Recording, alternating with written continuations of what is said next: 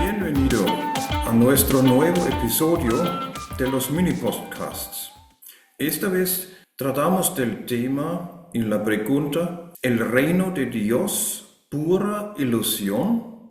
¿Quién espera hoy en día realmente el reino de Dios? Por supuesto que en el Padre Nuestro oramos: venga a nosotros tu reino.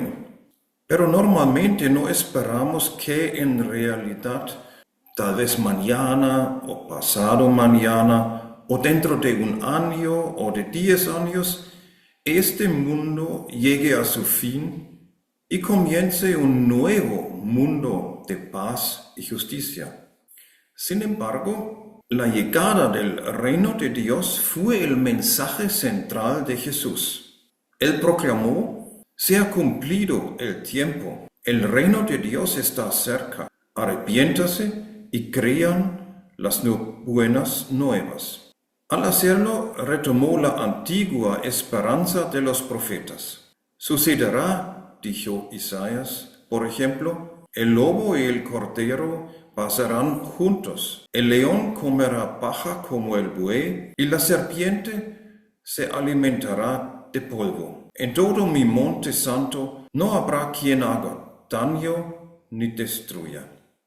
Han pasado más de 2000 años desde entonces y el reino de Dios no está aquí. Un teólogo católico lo señaló hace muchos años cuando dijo: Jesús anunció el reino de Dios y vino la iglesia.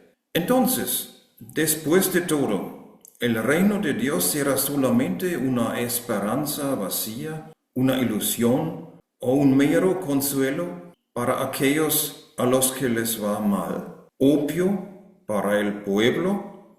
Como dijo Karl Marx. Creo que la imagen de Dios tiene dos debilidades, una especial y otra temporal.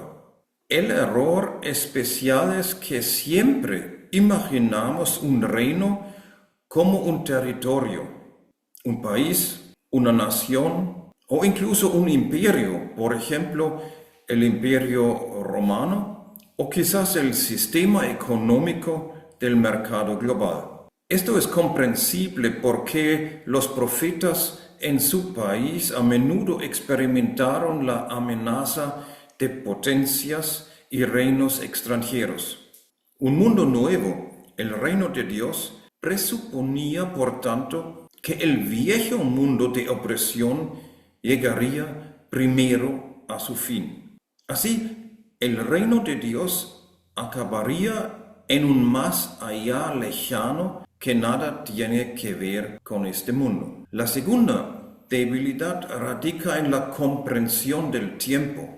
Solemos imaginar el tiempo como una línea continua. Hay un antes, una hora y un después. Todo conduce a un objetivo específico. Vivimos aquí en el tiempo terrenal y en algún momento llegará el tiempo celestial. Este es el reino de Dios esperado. Incluso en esta concepción, el reino de Dios se traslada a un futuro lejano. Si no se hace realidad ahora, el reino de Dios solo puede percibirse como un consuelo barato. Estas dos debilidades plantean la cuestión de si el reino de Dios no puede imaginarse de otra manera. Llama la atención que Jesús no se centre ni en el aspecto especial ni en el temporal del reino de Dios. Para él, el reino de Dios es un símbolo de la abundancia de vida. Según el Evangelio de Juan, capítulo 10, versículo 19, Jesús dijo: Yo he venido para que tengan vida y la tengan en abundancia. Jesús hace hincapié en tres características principales de esta abundancia de vida. En primer lugar, el reino de Dios se experimenta aquí y ahora. Jesús dijo, el reino de Dios está entre ustedes. No hay una vida terrenal ahora y una celestial después, sino que la terrenal y la celestial están entrelazadas. La vida terrenal puede permitir que brille la vida celestial, por así decirlo. ¿Cuándo sucede eso? Cuando los pobres experimentan justicia, cuando los que sufren son consolados, cuando reina la misericordia, cuando se renuncia a la violencia y se busca la paz, cuando prevalece la justicia en lugar de la corrupción. Así es más o menos como lo describe Jesús en sus bienaventuranzas. Para él, el reino de Dios es por tanto una cierta calidad de vida. El filósofo y economista Franz Hinckelamert lo expresó así: el reino de Dios es el núcleo celestial de lo terrenal. Y este núcleo celestial es la abundancia de vida.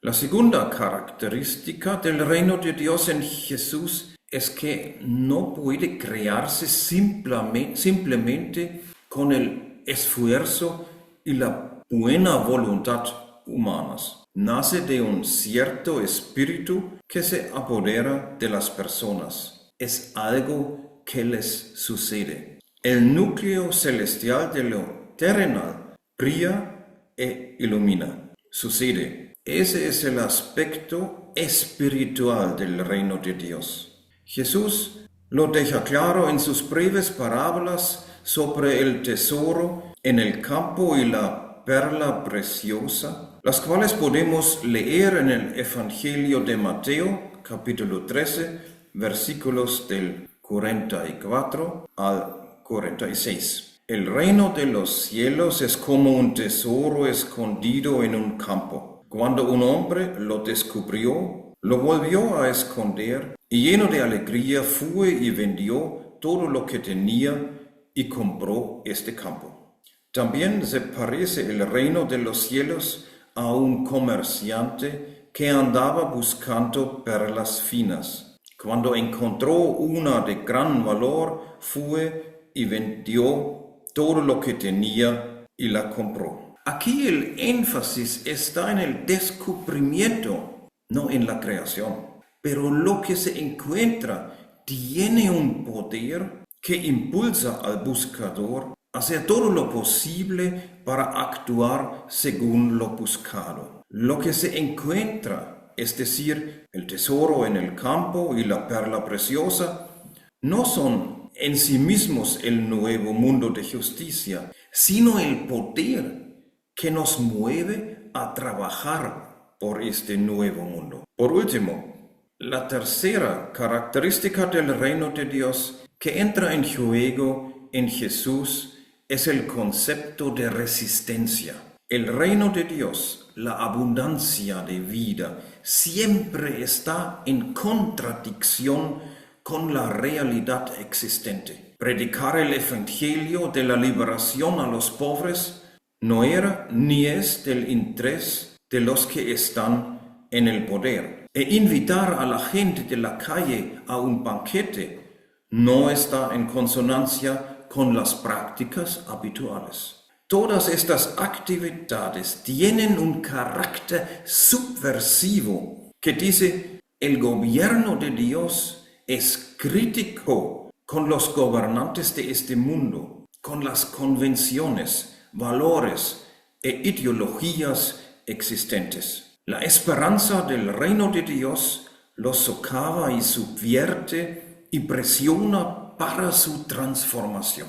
Así que si podemos experimentar el reino de Dios como abundancia de vida, como un poder que nos mueve y como una perspectiva fundamentalmente crítica de la realidad, entonces tiene todo el sentido pedir en el Padre Nuestro: venga a nosotros tu reino. Estamos pidiendo la experiencia de lo celestial en medio de lo terrenal. Solo esta experiencia brilla entonces más allá de la frontera de la muerte y nos da esperanza para el futuro, porque lo celestial es más fuerte que lo terrenal, como podemos ver en las palabras y prácticas del reino en la persona de Jesús. Muchísimas gracias por su interés en esta forma de mini podcasts. Nos vemos otra vez al final del marzo. Hasta luego. Que Dios les proteja.